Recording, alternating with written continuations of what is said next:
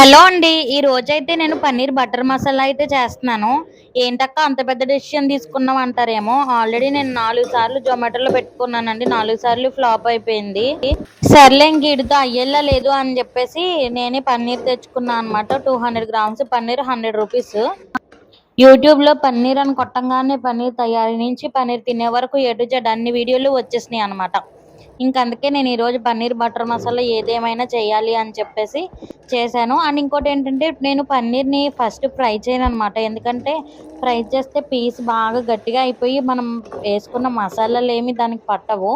So, అందుకే నేను పన్నీర్‌నయితే first fry చేయననమాట. ఫైనల్‌గా అయితే పన్నీర్ బటర్ మసాలా సక్సెస్‌ఫుల్‌గా అయితే చేసేసాను. టేస్ట్ అయితే చాలా బాగా వచ్చింది. నేనైతే చపాతీలోకి చేసుకున్నాను. ఈసారి మీరు కూడా ట్రై చేయండి. సూపర్ టేస్ట్ ఉంది. సరే గాని సబ్స్క్రైబ్ చేసుకోవడం మర్చిపోకండి. అలాగే ఒక లైక్ కూడా కొట్టేయండి.